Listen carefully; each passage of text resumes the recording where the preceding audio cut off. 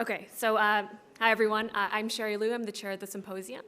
I've been deeply influenced by the work that's been generated here at CEU, so it's a real pleasure to be here.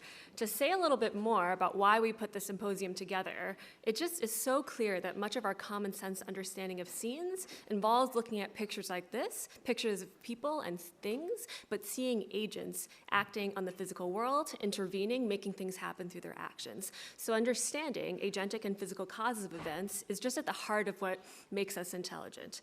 So the talks today aim to address questions about where our concepts of causal agency come from, whether and how they interact with our causal understanding of inanimate objects, and we'll also say something about the thoughts that these representations allow us to think in later childhood and adulthood. And thank you very much to Susan Carey, who agreed to step in as our discussant. So as chair, I'll be keeping everyone on time. I'll also be chairing the Q&A, so I want to say that we especially want to hear from students. So your voices matter, so if you have a question, raise your hands, and we'll try to get a mic to you. Okay, so I'm the first speaker. So I'm going to be talking about pre-reaching infants' understanding of others as causal agents. And this is joint work with Elizabeth Spelke and Neon Brooks. Okay, so look at this picture and ask yourself what's here. Well, you can easily identify the people and the things in the scene, but we understand a lot more about it. We see this poor baby who sees and wants a particular toy in the foreground, but his little body is too short. He's trying really hard to overcome his physical constraints.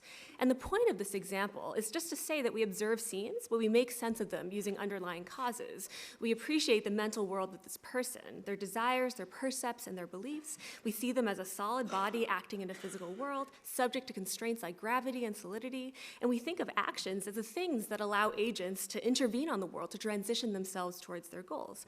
And as a community that's interested in cognitive development, we want to know how we grow into this knowledge over ontogeny. Well, decades of research has suggested that babies are sensitive to many aspects of people's actions. So they respond to whole bodies, disembodied hands, even simple geometric shapes, and treat them as agents. That is, they expect these entities to have solid physical form, to pursue goals that are centered around objects rather than locations in space, to pursue those goals using the most efficient means possible, and to intervene on the world and make things happen on contact. So while this work addresses questions about content, our original question still stands, right? How do infants grow into this knowledge over development? Today, I want to address this question by focusing on a narrower case study. And it may be obvious to point out, but babies themselves are agents, right? And a key open question is what babies learn from those experiences. Okay, so this is a deep and an old question, and here's one answer, the answer that Piaget gave. He said, hence it is natural that at this developmental level, the external world does not seem formed by permanent objects, that neither space nor time is yet organized in groups or objective series, and that causality is not spatialized or located in things. In other words, at first the universe consists of mobile and plastic perceptual images centered about personal activity. So what is he saying here? He's saying that it's by experiencing sensations and actions ourselves that we're learning about the world. And in modern terms, kids might be bootstrapping sensory motor experience with objects and actions in order to learn full-blown abstract theories of action. Okay, so the most beautifully compelling evidence for this hypothesis are from studies of 3-month-old infants. So we call them pre-reaching infants because they don't yet reach for or grasp or act intentionally on objects. So what you can do is you take these infants, you put Velcro mittens on them, and you enable them to kind of bat at and pick up objects a couple months earlier than they otherwise would be able to do. Okay, so these training studies show that just 2 or 3 minutes of this kind of experience indeed causes changes in infants' action understanding. So for example, this helps 3-month-old infants appreciate that when hands reach towards objects, they're reaching towards those objects rather than that location in space. So it helps them see that hand is reaching for the ball, not whatever object is on the right. And as another example, this training helps them see actions as costly and constrained by physical obstacles. But of course, this doesn't answer the question of what the infants are learning from the sticky mittens experience. Well, one answer is that they're building some kind of shared template between their bodies and other people's, and using that template to understand other people's actions through their own. So I don't think this is the answer because of what Amy Scary showed. So like I mentioned on the previous slide, she, along with Susan Carey and Liz Spelke, showed that sticky mittens training improves infants' sensitivity to reaches over barriers. That is, when they get this kind of training, and then you run them on a classic task where a person reaches over the barrier and picks up the object and you show this to them again and again and again until they habituate, and then the barrier gets removed, infants appear to expect the person to reach straight across for the same object, looking longer when they move exactly the same way they did before. And this only works if the babies actually get sticky mittens training. You don't get the effect if kids don't get trained, or if they wear mittens that don't have Velcro and thus don't allow the kids to actually pick up the objects. And to be clear, the reason why this casts doubt on that hypothesis is that this works even though the babies never reached over a barrier during training, and they don't naturally start looking around obstacles in search of objects until they're like 9 months old or something like that. So what's going on here? If they're not learning sensory motor templates, then what are they learning? Well, another explanation is that the kids are learning which objects are worthwhile goals. So for a 3-month-old, it might not be obvious what the goal of reaching could be or what the reward of picking an object could be. And this is actually consistent with evidence from Amanda Woodward's lab that training infants on one set of objects and testing them on a different set takes away the benefit of training. They only succeed in this task where the hand reaches for the ball and the bear if the baby was trained on the ball and the bear. Well, one last explanation is that the kids are learning that reaching is a causal action. That is, 3-month-olds might be puzzled by how reaching for an object could possibly cause it to go along with the hand that's grasping it. So remember that even though reaching and grasping is a trivial action for us, even though it's a common action in infants' perceptual experience, it's really complicated. There are lots of ways that hands can interact with objects, and successful grasping depends on things that are often opaque to vision, things like pressure and mass and texture. And if this poses a challenge to roboticists, then it stands to reason that it could pose a challenge to a baby that's never successfully grasped an object before. Okay. So the idea here is that in sticky mittens training, kids could be learning that the complicated action of reaching and grasping is just an instance of action on contact. And this is actually consistent with evidence from Amanda Woodward's lab too. So kids after sticky mittens training fails to generalize to bare hands reaching. So if they're learning about grasping from sticky mittens, this wouldn't make any sense. But this makes perfect sense if what they're learning with the training is that with this mitten, just contacting the object can cause it to lift. So this last explanation, that kids are learning causal information from sticky mittens training, is the explanation that we pursued in this project. Okay, so the hypothesis is that 3-month-olds are ready to appreciate that reaching makes things happen, and that sensory motor experience shouldn't be the only path to this insight. And if that's true, then we should be able to give them this information another way. In our case, by presenting them with simpler, clearly rewarding events, and these events should enable infants to see reaching as costly and goal-directed. What kinds of events? Well, the events that the mittens experience seems to give them, with the kinds of visual features of causal events that we know infants respond to from past experiments, instances of action on contact. And to be clear, the implication of this hypothesis is that at 3 months, infants already have a very minimal understanding of causal agency, that people make things happen, but they're naive about the details of how exactly reaching for an object could cause it to lift, or about what the reward of reaching for that object could be. Okay, so we leveraged the same design as past experiments where kids are habituated to reaches over a barrier, and then that barrier gets removed, and kids are tested on the efficient and the inefficient reach. So first, we ran 2 experiments just replicating the finding that without mittens training, 3-month-old infants don't show consistent sensitivity to action costs when hands reach for and grasp objects. And I just want to pause here and highlight what's really interesting from this finding. So from the infant's own observational experience at home, reaching and grasping is just about the most common goal-directed action that they see hands perform. So it's really curious that all this observational experience doesn't seem to be enough to get them to understand this action. And the key question is whether a similar study would work if we show infants events that are unfamiliar, but that convey a really strong impression of causal agency. So in this experiment, 3-month-olds are habituated to a person reaching over a barrier and causing the object to change state. So let me show you that video.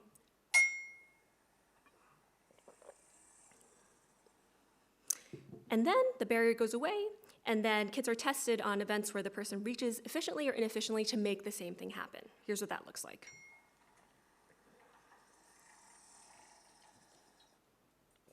Okay, so in this first experiment, there were 2 conditions. Infants were either habituated to the events I just showed you, reaching over the barrier, or with the barrier out of the way. And that's a standard control for low-level path features. And you'll notice that these are actually the same videos with the barrier added in digitally.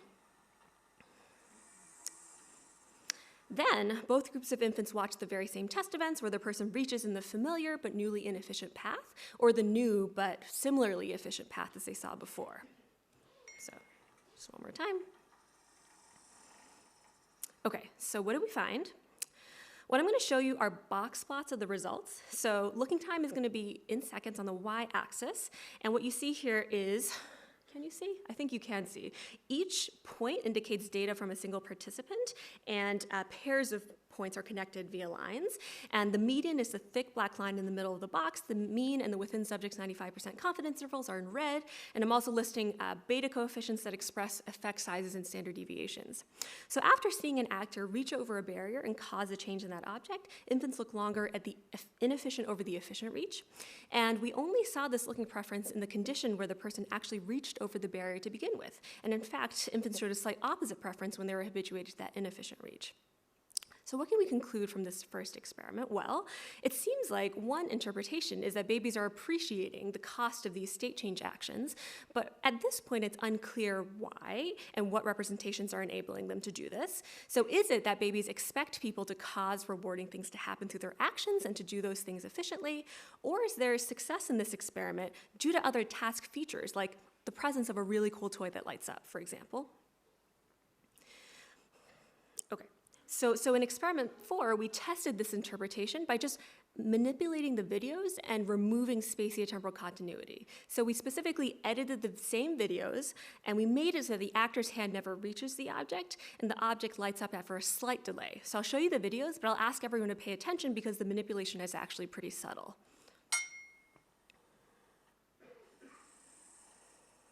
So that was the habituation event, and here are the test events.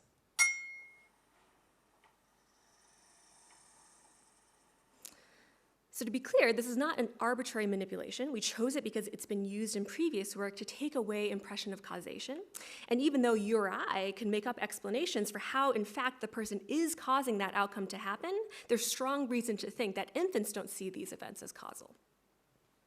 So the question is whether this subtle manipulation takes away babies' expectations for the efficiency of reaching.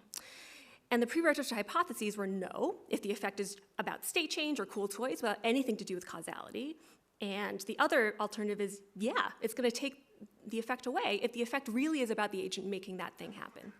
So the left paneled graph are the data from the previous experiment where infants are looking longer at the inefficient causal action.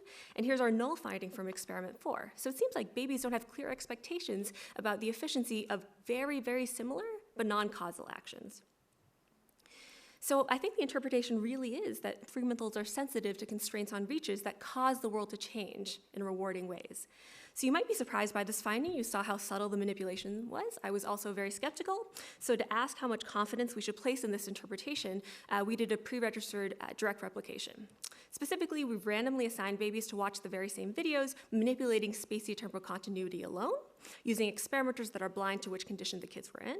So I'll show you all the data. In the middle are the data from the original study, and on the right are the data from the replication. And as you can see, we fully replicate our findings. So for babies that have never successfully reached for an object before, seeing that reaching causes a state change like this helps them interpret the action as physically constrained, but taking away the impression that the person caused that outcome, like this, also takes away their expectations about action efficiency. So overall, I see this as an existence proof that specific motor experience with reaching is not necessary for infants to see other people's reaches as causal and costly and goal-directed. And looking at the bigger picture, the fact that we see evidence for this in 3-month-olds is, I think, is important, that their responses to action depends not on specific experience, doing and seeing actions, but on rather abstract features of these actions, I think is a very interesting finding. And it suggests abstract concepts like cause and cost and goal might be available to infants early on. I'm not saying that these concepts are innate or that they couldn't be learned. I am saying that these findings constrain the learning problem. They tell us something about what problem experience is solving. And I think it's a different learning problem than what Piaget argued. So what he argued is that babies are generating conceptual understanding from sensory motor input alone. And I'm suggesting that infants might be using an early emerging minimal intuitive theory of action to learn things like about what's hard or easy or what other people want and which actions are goal-directed. And although these results favor the second view, they definitely don't decide the matter, right? A lot more needs to be done, but to me this is an interesting and exciting suggestion. So even though the study says something about action understanding at 3 months, there are many open questions about content. And for the sake of time, I'll just focus on causes and try to be very quick. So one interpretation of these data is that infants are actually representing agents as intervening on the world, but the nature of their causal representation is really open here. So for example, suppose that the object blinks on and off periodically, and the person's hand just happens to contact it when it blinks on. And if we really believe that infants have this rich notion of causal agency, we might predict a negative finding in that case where we explain away the person as actually causing the outcome. Next, it's really unclear how infants are thinking about physical causation on the one hand and agentic causation on the other. So there's no study showing that infants understand physical causation prior to 6 months, but I think future work comparing these abilities more directly can help shed light on this question. And third, I think it's important to consider causation as an abstract relation that nevertheless the kids need to identify using perception. So I'll give an example from Shimon Omen's lab. So he's done work in computer vision showing that giving a system a very minimal innate perceptual hook called a mover, which is a region of pixels that contacts another region of pixels and then changes them, that gets the system to learn to identify hands and also to identify direction of gaze. So it's interesting to think about whether human infants have a similar perceptual hook, maybe a causer, that helps them to identify instances of action on contact.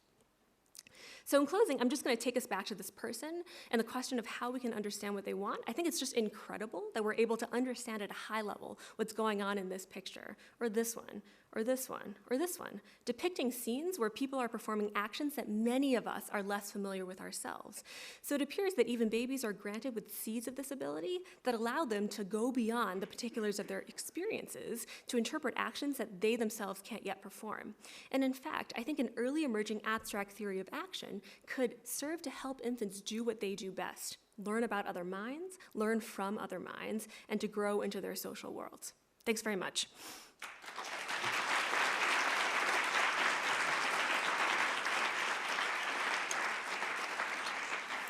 Okay, is there anyone in the back that has a question?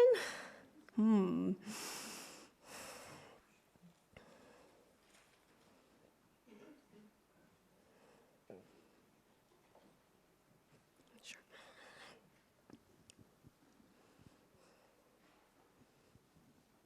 You talked about children starting maybe from an early emerging intuitive theory of action. I just wanted to ask you to elaborate a bit more on what you take to be the features of that early emerging and intuitive theory. Yeah, so I think that the jury is out at this point about what the content of kids' action understanding is at 3 months. If you were to ask me about slightly older infants, I would say that they have intuitive theories of other people's actions that allow them to observe an action and to figure out why, to infer things that they didn't know before, like that someone was trying hard because they must have been really motivated by a high reward that allows them to make predictions. At this point, at 3 months, it's just really unclear what content, if any of that content, is there. The only word that I care a lot about in that claim is that the content is rather abstract, that it doesn't depend on specific perceptual or first-person experience that the kids have, or it doesn't only depend on those things. It also depends on things like noticing when people cause things to happen and using that in order to understand, aha, this must be a goal-directed action and thus physically constrained. So the question is really open at this point. Yeah. Oh, actually, I think there was one more question in the back, and then we can get to you. Yeah.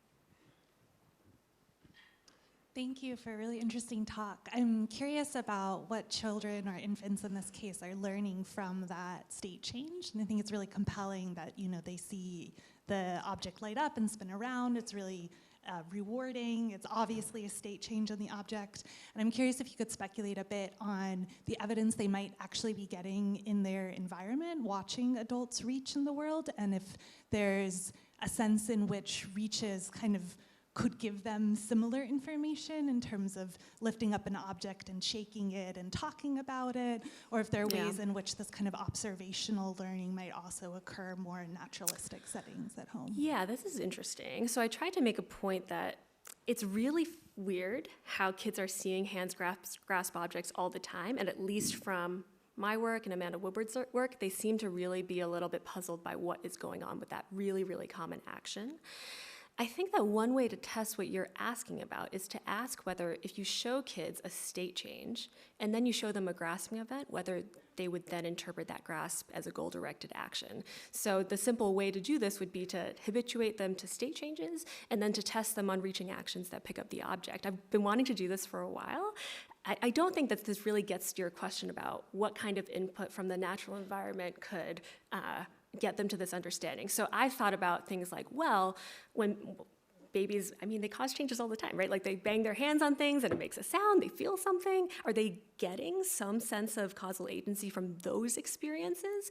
I think that might be possible, but if that's possible, that's a really different story than literally aligning your body template with someone else's body template when you're watching them reach. I still think that it's an interesting possibility that kids could be learning about causation from their experiences performing or observing other people's actions in the first couple months of life.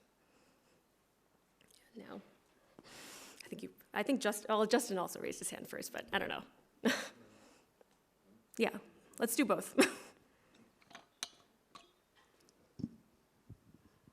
So thank you very much. It was very interesting, very exciting. It still doesn't quite elucidate, but it adds to the interesting questions. I think that your demonstrations that there is no contact, but there is the same difference of effort, say, implicated, or the length of complexity, or whatever is the difference between the direct action and going over. So that doesn't seem to be counting anymore. So you have to have an instrumental goal-directed action with contact. But at the same time, I wonder how whether what you have shown would be exactly the same, or whether it depends on, in any ways, on the relation to the object and the action. The action gets into kind of a proximity to the action object, which could be, I don't know, pointing or an attempted reach or something like that. So I don't know whether the child is actually interpreting the relation between the distal object, in which case this would become the realm more of potentially of communicative action. So are you asking whether when the hand comes close to the object but doesn't contact it, whether the 3-month-olds, well, what I think is happening is that the 3-month-olds are really puzzled about whether that's a goal-directed action, but certainly an older kid or an adult might interpret that as an intentional action on the object that doesn't succeed, for example. At 3 months, I think the evidence so far says that they're not interpreting that as communicative or pedagogical, but certainly for an older infant, it could be, right? I didn't try to imply they interpret pedagogically.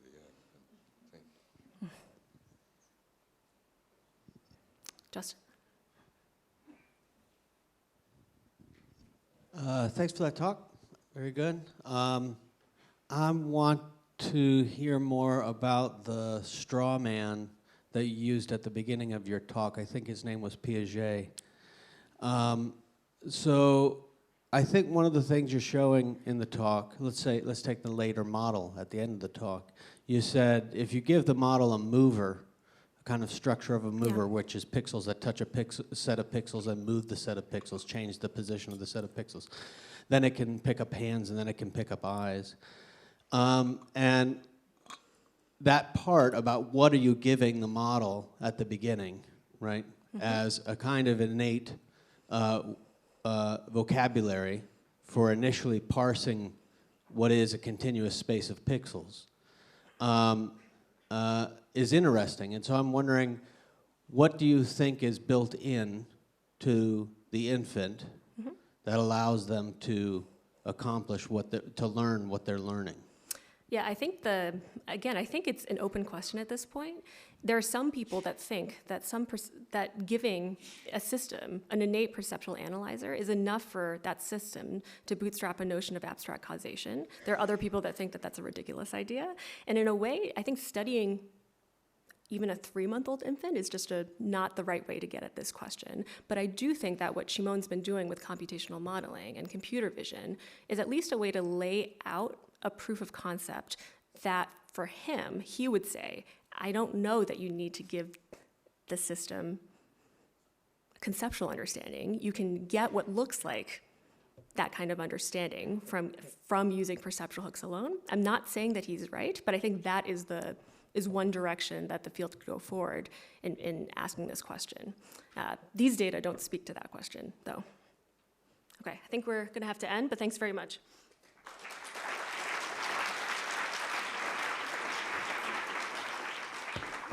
So now we have Parvaneh Adibour from the Institute for Cognitive Science in Lyon.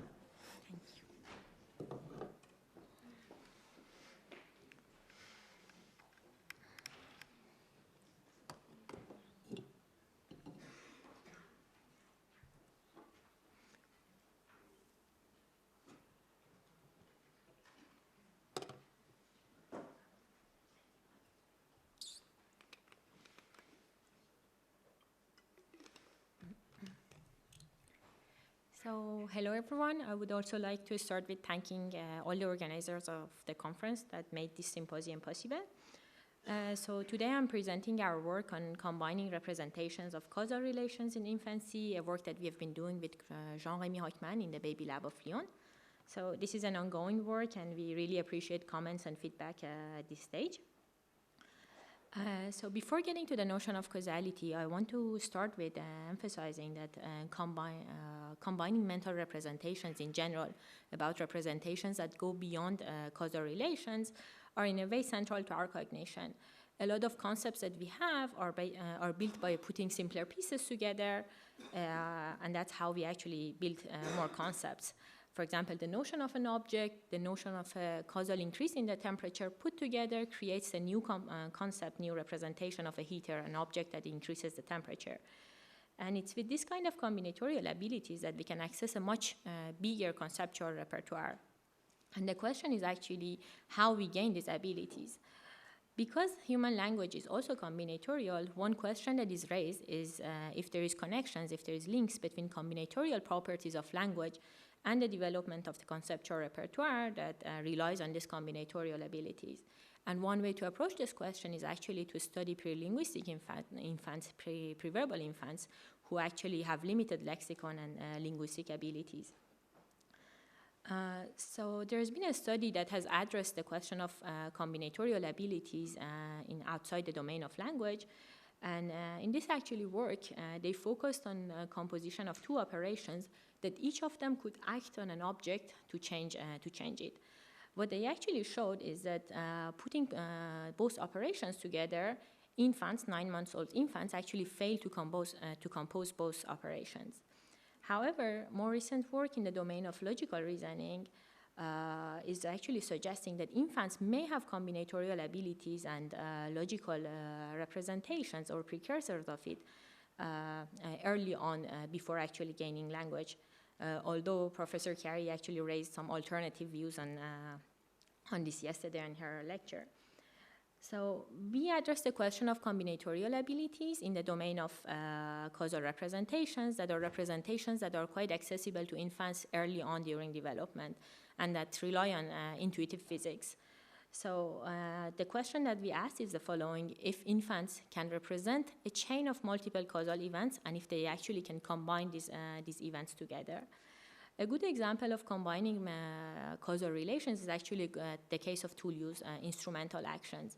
So looking at a scene like this, we not only need to represent the causal relationship, each individual causal relationship between the hand and the tool and the tool and the wall, but also an integrative view of the entire scene to represent a start-to-end scenario.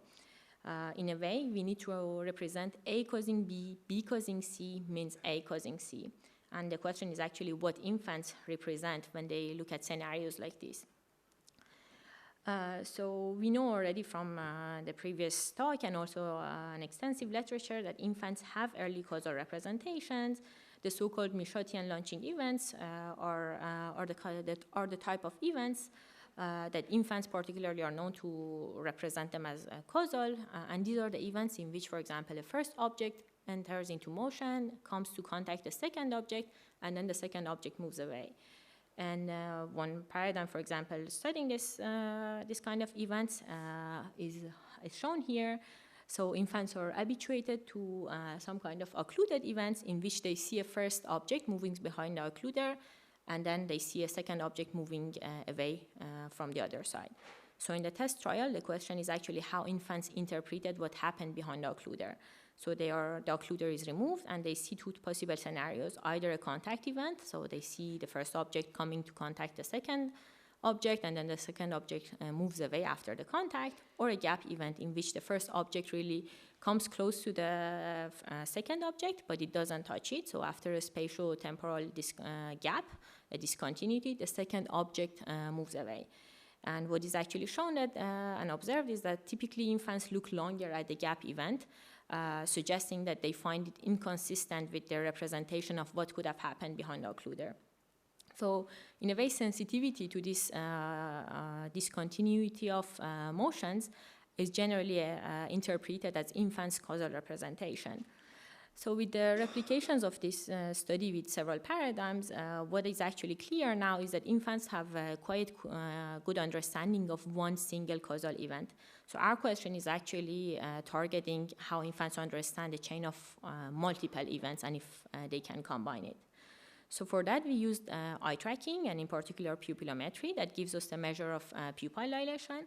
So this is a measure that is generally linked to arousal due to an increase of attention or cognitive effort, cognitive load. And in adults, it's been particularly shown that this pupil dilation can index infants, adults' responses to discrimination of a stimuli or expectation or violation of expectation responses. And in infants as well, more recent work has shown that pupil dilation can index infants' responses to violation of regularities. For example, in a sequence of sounds, there is a pupil dilation to a deviant sound, as we see here with more dilation in red, compared to a standard repeated sound. So we took this measure, and we wanted to make sure that this measure is actually suitable for studying causal representations in infants. So we started with some replication studies, in particular the launching event. So we showed infants with animations. Most of them were familiarization events that look like this. So they see infants saw a first ball going behind the occluder, then the second ball moved away, just in case I'm showing it again. And then from time to time, there were test trials that shown randomly in the middle of the experiment. So the test trials were about, okay, how infants thought about what's going on behind the occluder. So they either saw a contact event or a gap event, just like the earlier study I showed. So here is the pupil response to the two type of test events with more dilation for the gap event in blue compared to the contact event in black.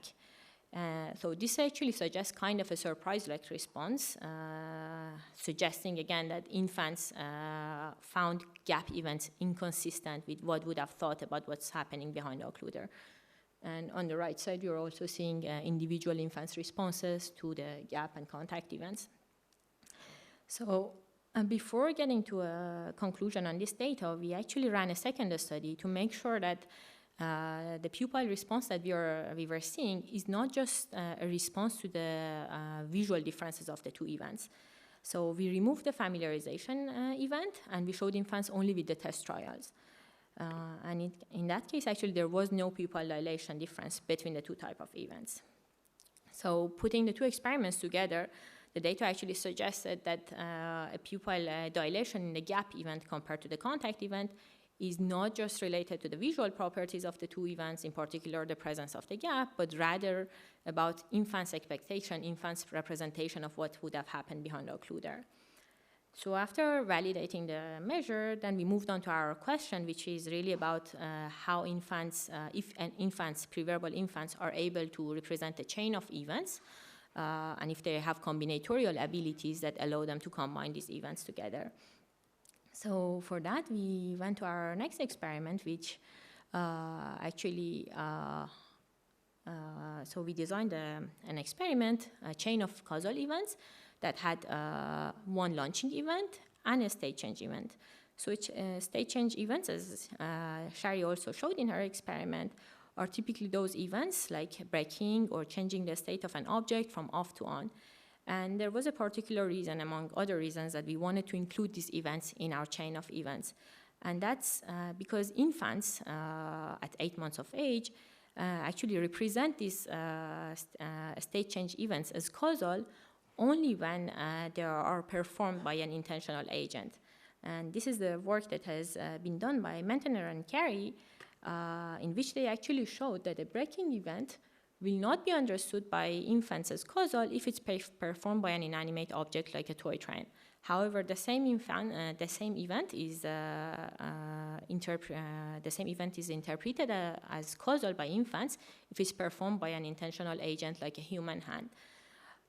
So the same thing is true with other type of state change events, like lighting up a box or making it play music.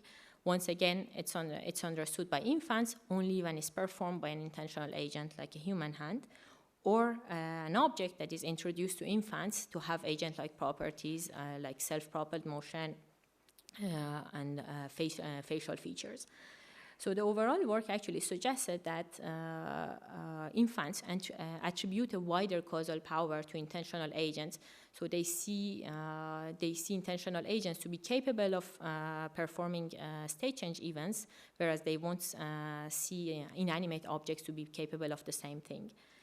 So we relied on these findings and expected that an event like this will not be understood by infants as causal because it's performed by an inanimate object. Then we added an intentional agent before this little ball and created a chain of causal events. And then we actually hypothesized that if infants understand the state change event at the end of the chain, then it's due to the causal power of the intentional agent at the beginning of the chain. And that, in a way, they have to combine the two events to represent that the causal force of the agent is transferred to the ball and finally to the goal. So that's what we actually did in the last experiments, where we presented infant with this familiarization event. Basically, we introduce an agent to infants, a little guy that can move and has facial features. Then in the familiarization event, we showed infants with the same occluded events. So just in case, I'm showing it again. And then in the test trial, they saw either contact events or gap events. So the same pattern of results were again observed in this experiment, with more dilation of pupil for the gap events compared to the contact events, suggesting that infants represented the state change event as causal at the end of the chain, and that's likely due to the presence of the intentional agent in this chain of events. But we actually addressed, to make sure this is really about the presence of intentional agent in this chain, we addressed this question in a control experiment that is still ongoing, but in this experiment, we replaced the intentional agent by an inanimate object. So there is a ball that comes from outside the screen, and then it hits the second ball, and then the box changes.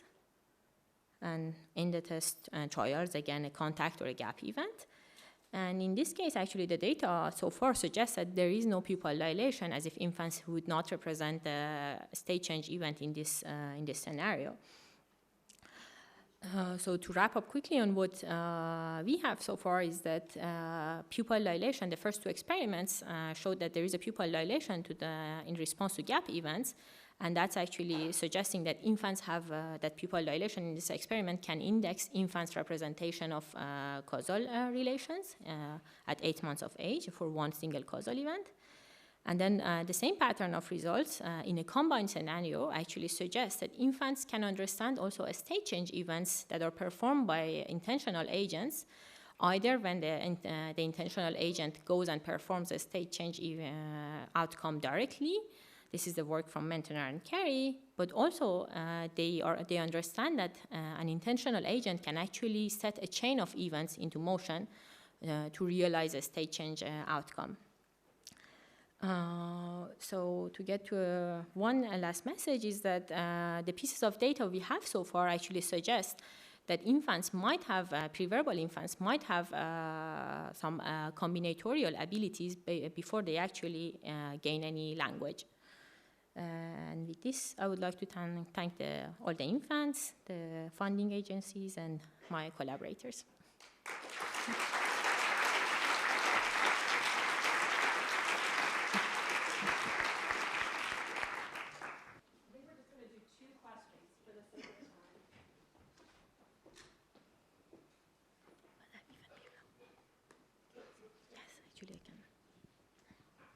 Thank you for the beautiful presentation. I appreciate that you put your advisor with the bigger picture than everybody else. That's very important. There are two issues here, and I wonder what the real theory is. One is intentional causation, and the second one is, as it were, causation per se. Right? And for sure, causation per se, let's put it physical causation, has to be understood as potentially being chained, right? So if you have a ball that hits another ball that hits a glass which falls and the glass breaks, right? That's just perfectly causal, and there is a perfectly causal explanation of what is happening, and it requires the very same thing, you know, cause plus state of change. But there is no intentional being, right? So, so I'm not very sure what the claim exactly is, namely that infants understand compositionality of these situations only in a particularly favored case, namely when there is an intentional agent. And if so, what's the story about, as it were, the generality of this mechanism? Because certainly the chain of causes is not in the world, in our understanding of the world, is not limited to only the case in which the intentional agent begins.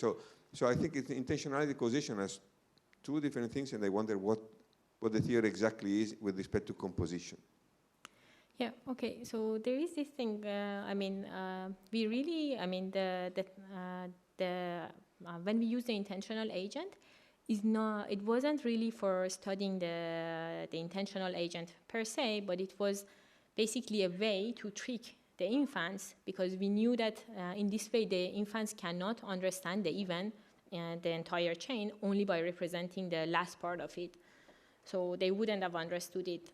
So they needed to basically combine, they needed to transfer something from the beginning of the chain and bring it to the second part of the chain to understand the last part of the causal outcome.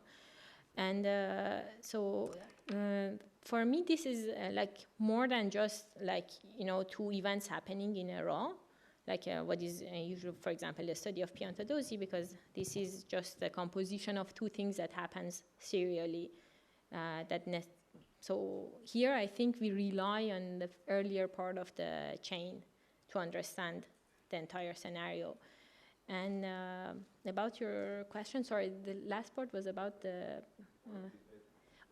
about the generality. So I don't changes very much if you think that it's fundamental for infants. So your answer could be, okay, I did that because methodologically I know it works. That's fine.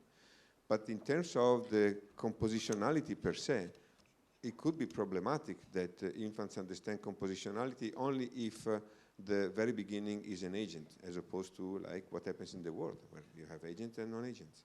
No, I don't think it's really, I think I'm not claiming that it's the only way in which infants really understand the compositionality. That was the way, basically a way in our design to make this possible. Perhaps infants understand this, but then we need to design a paradigm in which we make sure that really infants keep track of everything and will not respond only by some part of the chain. All right, so for the sake of time, we're going to move on, but there'll be plenty of time afterwards. Thank you. So last we have Hyowon Gweon from Stanford. Hi, everyone. Thanks for waiting, and sorry for the technical trouble. I'll just go ahead and get started, but before I get started, I just wanted to acknowledge all the people who have been involved in the work that I'm going to talk about. It's been already a few years. I've been talking about this as new line of work that's different from the rest of the work. However, somehow the initial set of findings led into a whole set of different collaborations with different people across different institutions. I'll try to give you a scope of what we're working on and how we're thinking about this. However, the very beginning of this study was just really me, along with Mika Saba, who's a graduate student now, but as my first lab manager, just thinking about answers to these questions for ourselves. So I'll just ask those questions to you. So be ready to point left and right, and here they are. I have two friends. They're playing with blocks today. This is Sally, that's Anne, and Sally made this, Anne made that. Which one is easier to make? Point. All right, great, thank you. Here's another one. Sorry, I think it's me. Here's another one. There is something that's making weird sounds. Here's another one like that. Here's my two friends. She made this, she made that. Which one is harder to make? Great, wonderful. So as you just experienced for yourself, these judgments are easy. They don't really take long time. And if I ask you to explain why, then you're going to bring up things like this. Maybe the first one, the numbers of the blocks are different, so you don't have to move as many blocks. For these, the number of blocks are the same. However, in order for you to make them not fall, you have to align the corners really well, so you have to pay attention or exert control and so on and so forth. So there's components of mental effort as well as physical effort. Reasoning about difficulty is important for our lives. Imagine that you are adopting a dog, it's arriving soon, and you have to make a house for the dog. You have some materials like these, and you have to decide, for instance, am I going to make something that looks like this or something that looks like that? If you really have to rush, what are you going to make? And if one friend is going to make this and the other friend is going to make that, which friend do you want to help? And if you're going to be making something like that, then if you want to work with somebody else, how are you going to collaborate? How are you going to divide the work between the two of you? So these kinds of things informs our decisions about ourselves, other people, as well as us. This is different from experiencing the difficulty of something or exerting or recalling your own past experience of exerting effort or expending effort. We often have to make these kinds of decisions before you engage in a task, and even for the kinds of tasks you've never actually completed or have tried before. So the question is, how are we actually making inferences about these kinds of things? There's reasons to think reasoning about difficulty may be difficult. Difficulty can't be directly observed. In many cases, you may have direct observable cues like these. Obviously, this looks bigger and somehow more complex or complicated to make. And how we're getting this visual sense of complexity is a whole other different set of interesting questions. However, these cues are not always present in your observable visual input. For instance, if you have played piano before, you may be able to note that even though the one at the bottom looks very complex and dense, it's actually much easier to play than the one that looks like the one above. So you have to learn about the domain. You have to understand something about the domain in order to reason about how difficult it might be to complete a task. I'm not sure how I'm causing this, but it's an interesting causal experience. Another thing about difficulty is that difficulty doesn't come with a unit. It's unitless.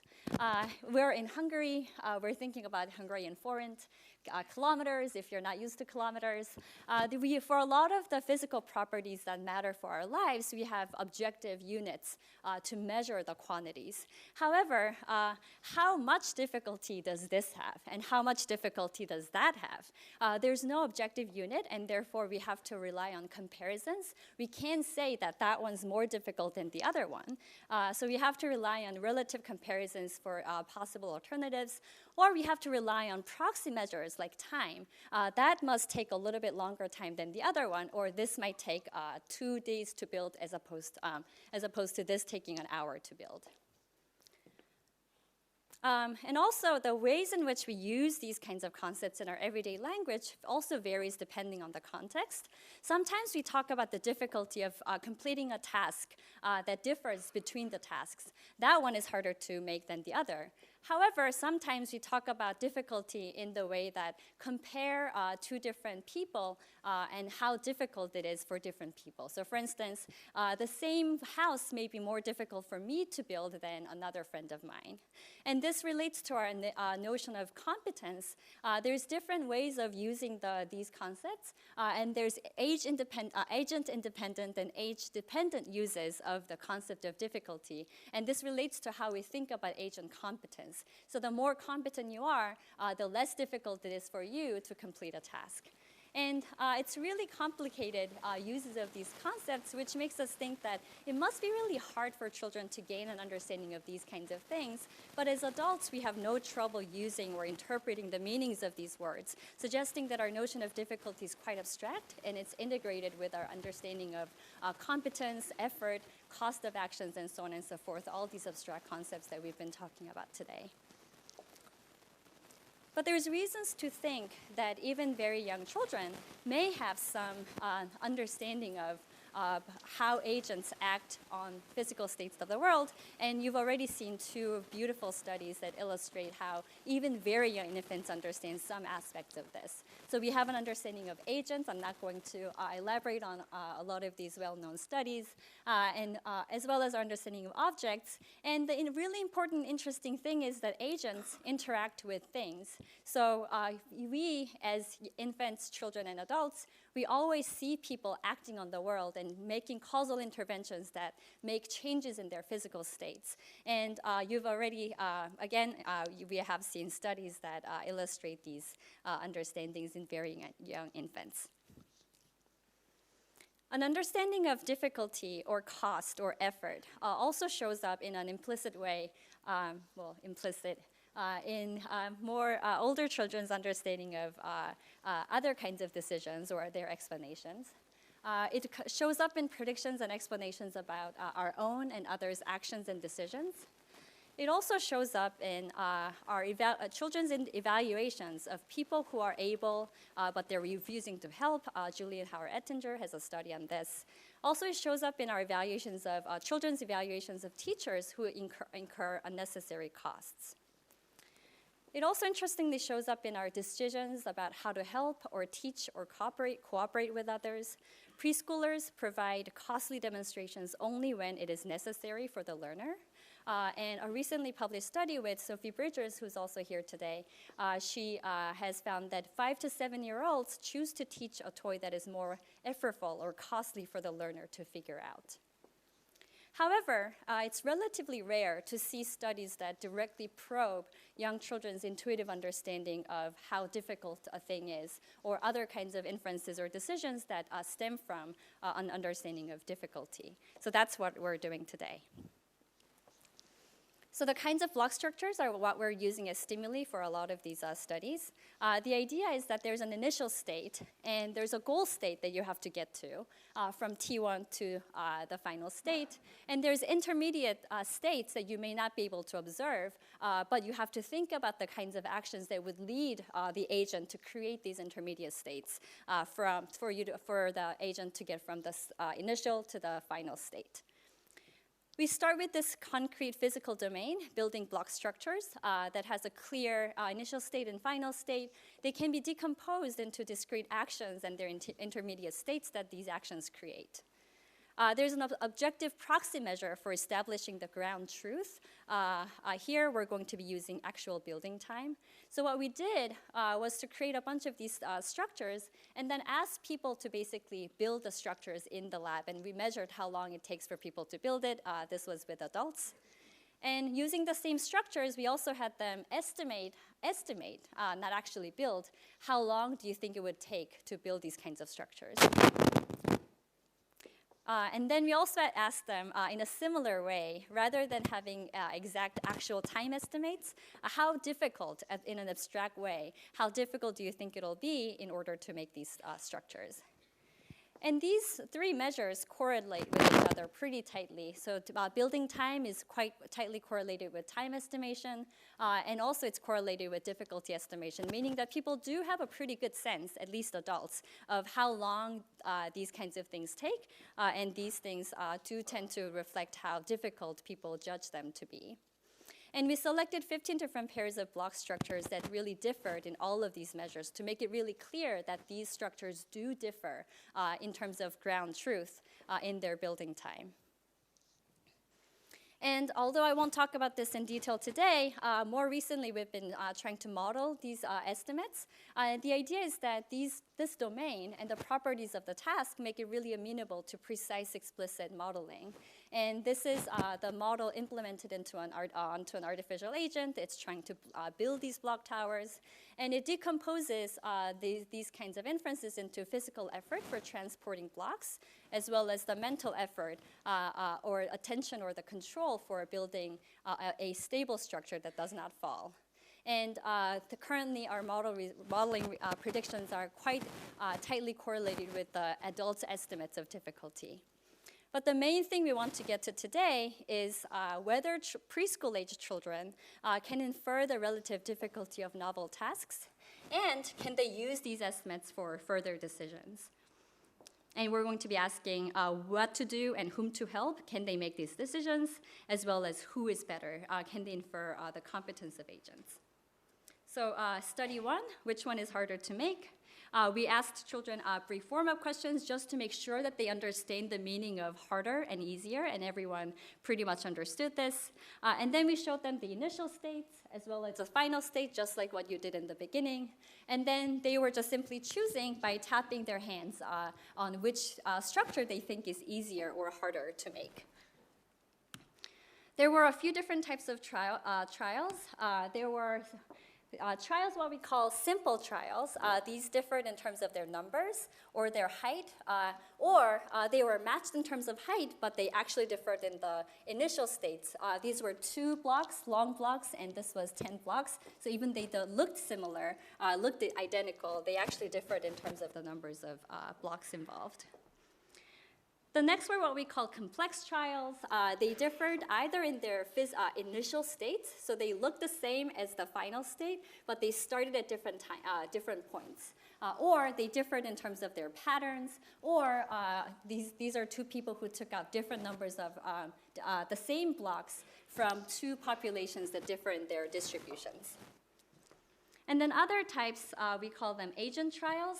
This was the same structure built by an adult versus a child, or 2 people versus 1, or a person with a sling on the arm, so has to only use 1 arm as opposed to both arms. In the sake of time, I'm going to be a little bit quicker in going through the results. Mainly the idea is that for preschool-age children in the US, they were pretty good at making these simple judgments. However, they were still struggling with the more complex trials. It was only towards the oldest age range where children were able to succeed. And however, even the younger children were quite successful in making the judgments about agents. The key question that we were trying to address here is, actually, is prior necessary with prior experience with blocks necessary for making these kinds of judgments? These are children from big nursery school. They live in Palo Alto. They play with blocks all the time. So is that kind of experience necessary? Or is it something that children understand without having experienced these block structures tasks? But to the extent that they have an understanding of objects and agents, can they make these judgments? So to address this question, we collaborated with Julie and Hara Ettinger to test children in the Chimani village. And these are children with no formal education, no exposure to block toys. The ages of these children are somewhat older. However, they did not have any prior exposure to commercial block toys. They had experiences with rocks or other kinds of things, but haven't played with these blocks before. And what we're seeing is that these children are actually showing a pretty sophisticated understanding of the difficulties of these structures, suggesting that it's not that they're just simply extrapolating from their prior experience of having played with these blocks.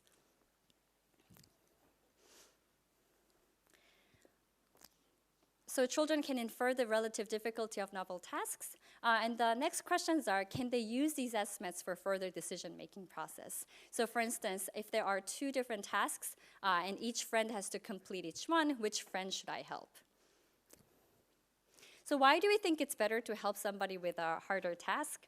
The action is helpful regardless of whom you help. However, and if anything, we expect agents to make the most efficient action towards a goal. However, by alleviating the work of somebody who has a higher cost task to complete, we can maybe redistribute the total amount of work in a smarter way. So it's more efficient and it's more equitable. So these tasks proceed in this way. There were 2 puppets that looked identical, and they had to build, one had to build this, the other one had to build that one. And the question was, Annie wants to help build, but she can only help one of her friends. Which friend should she help? And the correct answer is this one. And in the other condition that was contrasted with this one, this was a decision in a solo context. So this was Cookie Monster. He really wants to get to his cookie really fast. And either one, if he completes to build, then this will open the gate and he can get to his cookie. So which one should he make? And if he's in a rush, the idea is that he should be building the one that's actually easier to make. So again, preschool-age children were able to make these judgments pretty reliably. There were no reliable age differences across children. And finally, we asked whether children can also infer, based on their estimates of difficulty, who is actually better. So given that 2 people built the same thing, but they differed in time in terms of completion time, or they built the same, or they built different structures, but they completed them in the same amount of time, can they infer that one person is more competent than the other one? So these tasks are actually similar to some of the older studies that have found just children struggling to do this until very late in age. However, the idea is that if they understand the relative difficulty of 2 different tasks, then if one takes a longer time than the other person, they should be able to infer that this person is more competent than the other. So I won't be able to show you the video, but however, we're finding interesting results regarding how children are inferring the competence of other people. The main idea is that children are pretty much at ceiling. These are preschoolers. When the task is the same and the time is different, clearly, or the time is the same and the task differs clearly. However, when the perceptual final states of the task is matched, and the 2 people take the same amount of time, children now begin to really struggle. So one is actually harder to make than the other. However, the final states look the same, and when they finished at the same time, no matter what we're still trying to investigate the nature of this difficulty. However, it seems like children are struggling, and we're trying to see at what age children are beginning to understand this. So in summary, preschoolers can infer the difficulty of novel tasks without immediate prior experience. And they can also recruit this ability to make smart decisions about what to do, whom to help, and infer other people's competence. And thank you so much for listening, and I also thank my collaborators. Thank you.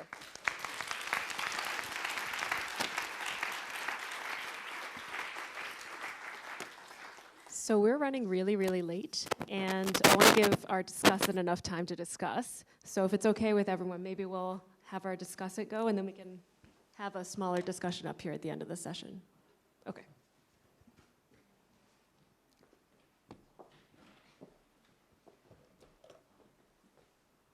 So I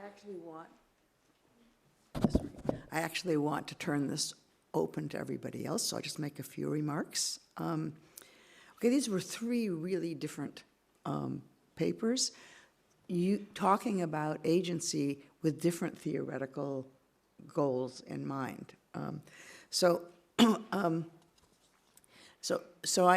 Let me just say what I thought the theoretical goals were, and what a few remarks about the importance of the findings with respect to them. So what are the questions here? When you talk about agency and causality, one of the first questions is just at the root, what are these concepts? And there's two views in the philosophical literature about what the basic concept of causality is. On one of the views, it derives from patterns of statistical covariation, and this is related to counterfactual supporting views of causality, and to sort of Bayesian analyses of causality. Another way of analyzing causality is in terms of the sort of causal mechanisms, and so just keep those in mind. There's a philosophical issue: is one of them more fundamental to our concepts, and do you derive the other from it, or are they both independent parts of it? Now that translates into developmental questions about what the origin of the concept of causality is. So is one of those more fundamental in terms of the ontogenetic origin of concepts, or are they independent and have to be combined, et cetera? And in that context, there are debates between Machadian accounts of the origin, where what might be innate is essentially this schema, right? And that's what Machat actually argued. And Piaget actually argued that the core concept of causality derives from our experience of ourselves as a causal agent intervening on the world. And a third possibility that people have argued is actually, in a beautiful argument, Randy Gallistel, in his book The Origin of Learning, makes the argument that really what the mathematics of classical and operant conditioning are the realization of how to derive causality from patterns of covariation, and that's the root of the ontogenetic root of the capacity to represent causality at all. So the point is that the issues that these papers were addressing actually bear on both of those kinds of questions. And I want to say something a little bit about the importance of some of the findings. So the way with respect to those kinds of issues, Shari's data are stunning from the point of view of the empirical literature on causal representations at all. So the empirical literature on the infancy of causal representations has mainly been about Machat causality. And there was no evidence in that literature that children under 6 months of age represent causality at all. What we have here is evidence of 3-month-olds representing causality at all that integrate aspects of the spatial temporal features that determine causal interactions in this kind of causality and representations of agency. So it bears both on the fact that neither of them comes first. They're integrated already at 3 months of age. I mean, we could still find that one comes first earlier, but at a time when people didn't even know that babies could represent causality at all. Now, the second paper uses causality to address a totally different theoretical issue, namely whether you can find evidence for conceptual combination early in children. But it draws on the fact that we already know that in even one single event, there is a difference between Machadian causality and seeing causality in terms of agency, and whether you represent a given event causally at all if it's a state change. And so the results are important for two reasons, right?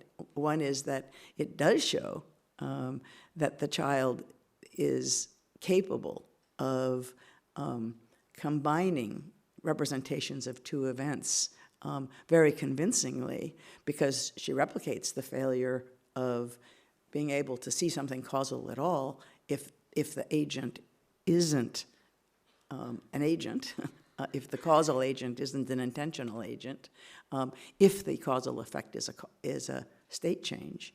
And then she shows that you can take a first caused motion event and you get the benefit of that agency if caused by on the interpretation of the final thing. So the point wasn't here really about causality, but rather to use it to make an argument about intentionality. Where Hyowon isn't interested in any of these issues in this work, but rather much more complicated issues of, again, integrating across all of these different events to talk about the sort of utility calculus that people have and what use they make of it through the notion of how difficult it is to achieve some state change in the world. So I don't see, I guess my only overall comment is these are three beautiful papers, and they're using the same set of issues about the integration of different aspects of causal analyses to different theoretical purposes, and that's great. But there's not anything that anybody is disagreeing about or anything of the sort. So I just applaud the papers. Mention some of the kind of theoretical contexts in which they fit, and lead and invite the discussion from all of you.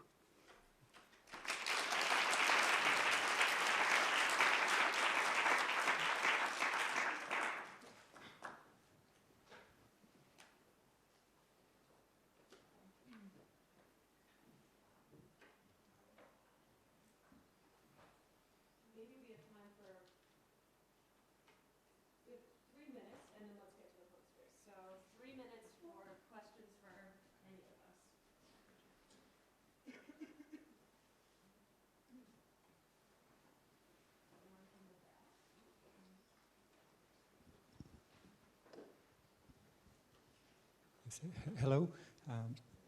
Related to this relationship between agency and causality, when I was listening to Parvaneh's talk, it makes me think that's why the agent, when there is an agent, why do we see this effect? And when there is no agent, we don't see the effect. Maybe because when making this relationship, when we are combining this action, and we see an agent, maybe I'm thinking about the brain, and maybe when the agent is seen, it triggers a route in the brain.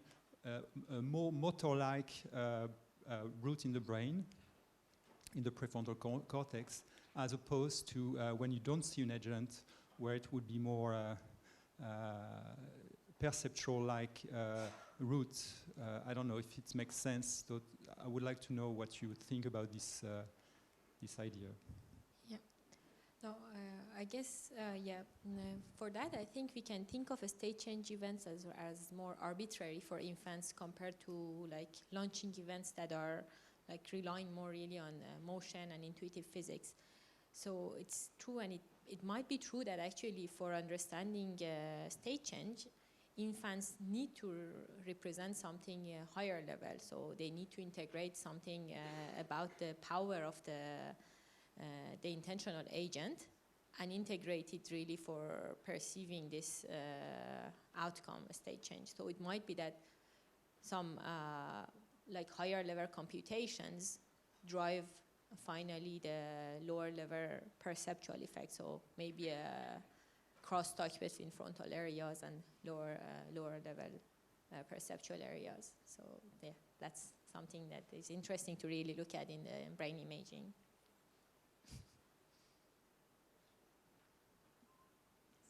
Yes, Luca, I guess.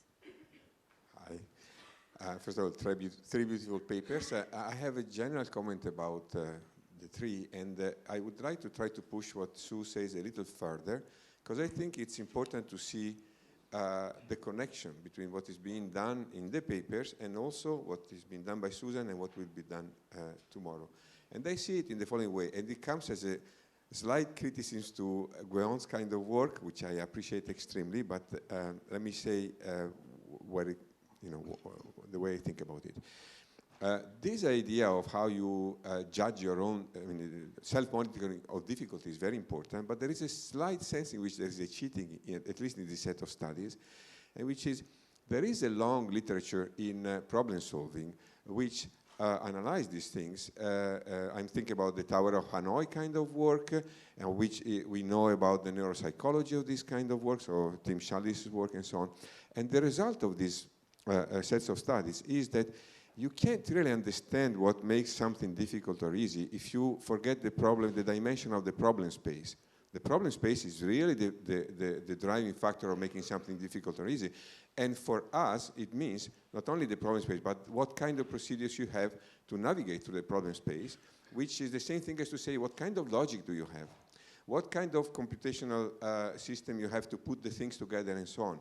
And so I think that the kind of intuitions that you are working on, which are extremely important, and I think they come to a very high level of sophistication. I'm thinking about the work with Josh Tenemon about the incredible ability to judge whether you can make certain constructions or not. They stop if you don't have an idea of what kind of things make the problem space difficult, which is the same thing as to say, what logical procedures are available. So I don't think we are studying different things, and I think that the really important point to understand is that if you don't put these things together, there's a point in which these things will stop. Okay.